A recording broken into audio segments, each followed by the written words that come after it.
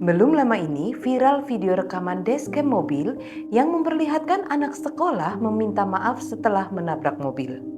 Dalam rekaman tersebut, anak itu terlihat mengendarai motor di belakang mobil yang tidak memperhatikan kalau mobil di depannya sedang melambat, sehingga tabrakan tidak bisa dihindari. Setelah menabrak, anak sekolah terlihat menghentikan motornya. Namun mobil masih terus melaju dengan lambat untuk mencari tempat yang aman untuk berhenti. Tidak lama kemudian, anak sekolah menyusul dan berhenti di belakang mobil. Anak sekolah itu langsung turun dan menghampiri orang yang mengendarai mobil sambil membungkuk meminta maaf 2 kali. Setelah memeriksa keadaan mobilnya, orang yang mengendarai mobil menanyakan keadaan dari anak sekolah tersebut, apakah ia baik-baik saja. Berita viral ini mendapatkan pujian dari banyak netizen tentang sopan santun dan keberanian dari anak sekolah di video tadi untuk meminta maaf. Ketika dihubungi secara terpisah, anak sekolah mengakui bahwa sejak kecil ia dididik oleh orang tua dan sekolah untuk sopan kepada semua orang. Alhasil, karena hanya lecet sedikit dan sikap terpuji dari anak sekolah tersebut, pengendara mobil tidak memperpanjang masalah, malah masih sering berkomunikasi setelah kejadian di video tadi. Dari berita tadi, kita merasa sejuk dan juga aneh. Sejuk karena masih ada sopan santun dan bisa menyelesaikan masalah dengan baik. Aneh karena sopan santun sudah sedikit sekali diperlihatkan dan kita terbiasa dengan kekasaran dan kekerasan. Apalagi hal ini diperlihatkan oleh siswa sekolah yang berani bertanggung jawab atas kesalahannya. Sesuatu yang sangat jarang sekali terjadi. Namun kita patut bertanya, mengapa sopan santun terasa memudar atau hilang begitu saja?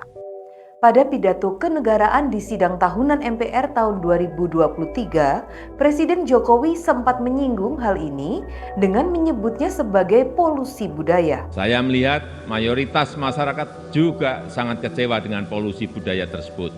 Sebagai presiden, beliau sering dihina dan dicibir melalui media sosial. Walaupun Presiden Jokowi mengaku tidak akan marah, namun ia menyayangkan hilangnya budaya sopan santun di masyarakat. Kekhawatiran Presiden Jokowi seharusnya menjadi kesadaran dan kekhawatiran kita pula.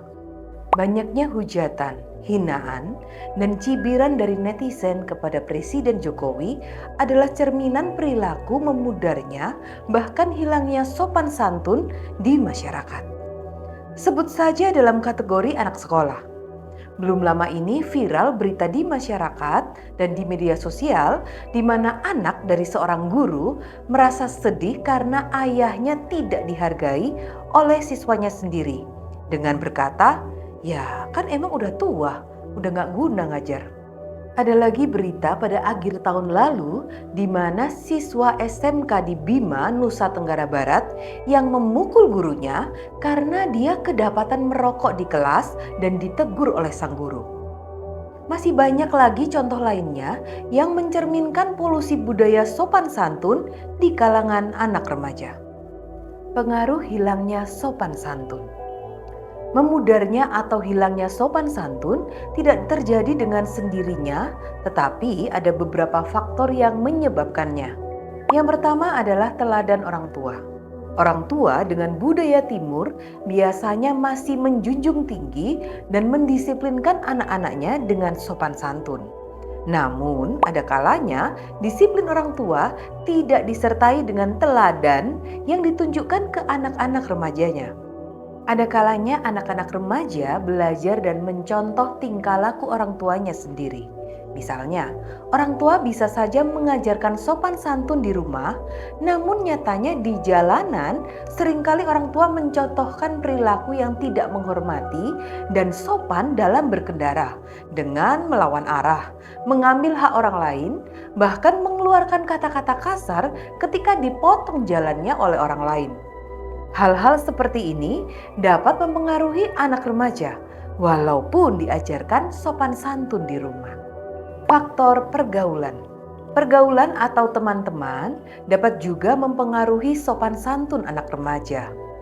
Ketika anak remaja mendapatkan pertemanan yang cocok, biasanya mereka akan berbagi dalam banyak hal, termasuk dalam berperilaku dan berkata-kata.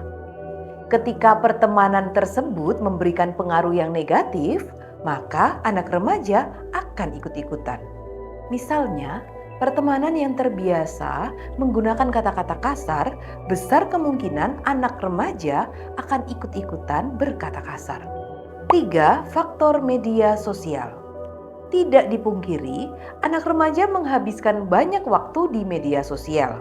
Dengan akses yang tidak terbatas, anak remaja bisa menonton dan meniru apa saja yang mereka lihat. Dengan maraknya berbagai content creator yang mengejar jumlah followers dan view untuk mencari uang, ada kalanya konten yang mereka buat hanya untuk memenuhi selera netizen, tanpa memperhatikan sopan santun. Pentingnya sopan santun. Tidak ada definisi yang baku dari sopan santun. Banyak pengertian diberikan terkait apa itu sopan santun. Namun, dari Kamus Besar Bahasa Indonesia, sopan santun berkaitan dengan peradaban. Peradaban berkaitan dengan kemajuan dalam hal kecerdasan atau kebudayaan.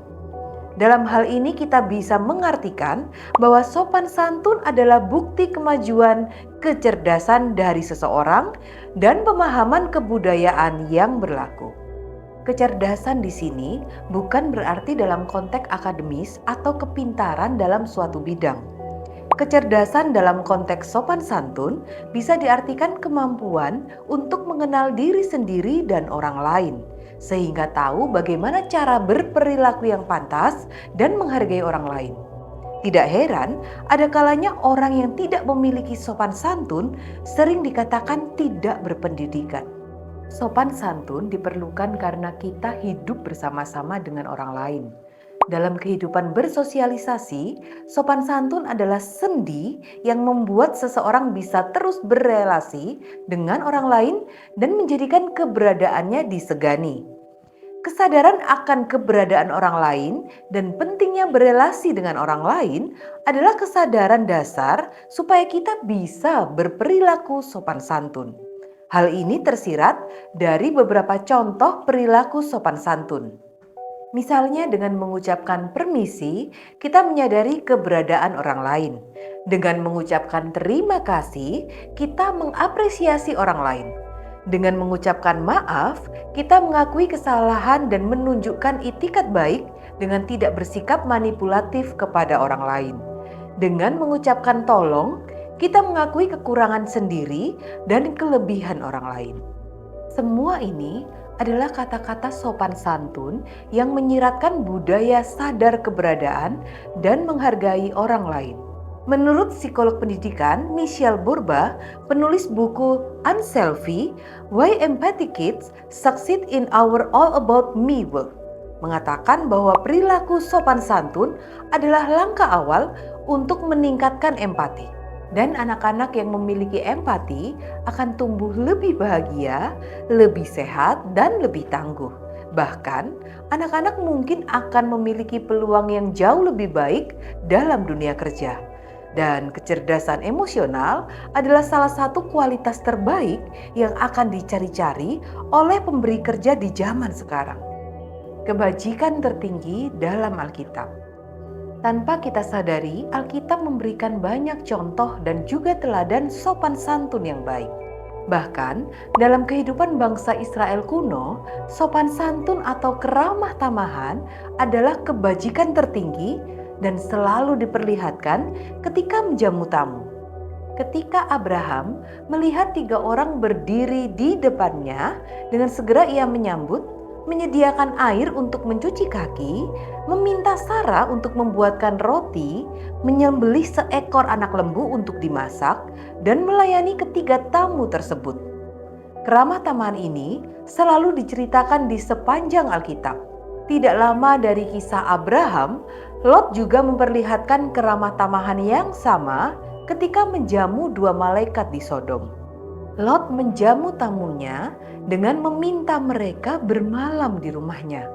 Ia menyediakan air untuk mencuci kaki dan menyediakan makanan.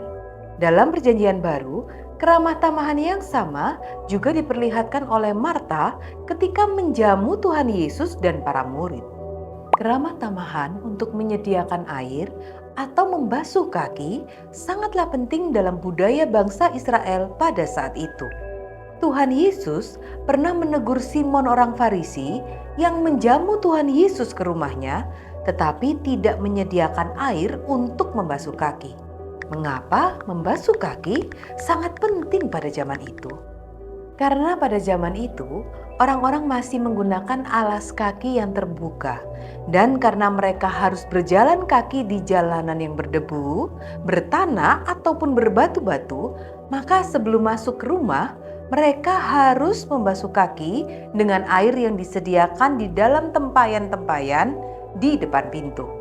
Dari sini, kita melihat bahwa sopan santun sangat berkaitan erat dengan menghargai orang lain dalam budaya yang berlaku saat itu. Mengajarkan sopan santun.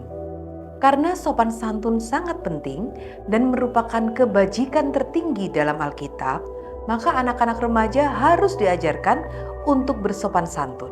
Berikut beberapa tips untuk mengajarkan sopan santun kepada anak-anak remaja.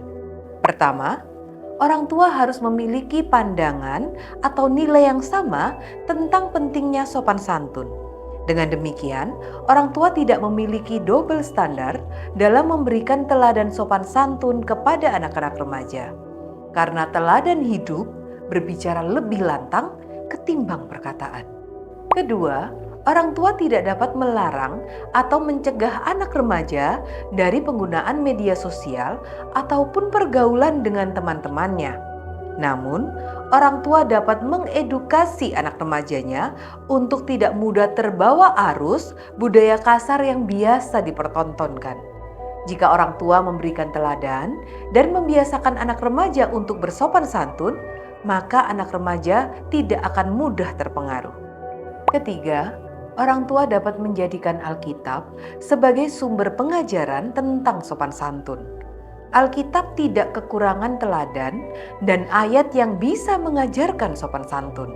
Sebut saja Kitab Amsal yang berisi hikmat dari Raja Salomo dan banyak mengajarkan keuntungan dari sopan santun. Kegunaan sopan santun. Selain sopan santun menunjukkan tingkat peradaban, kecerdasan, dan pemahaman seseorang akan budaya yang berlaku, sopan santun juga dapat menghindari konflik.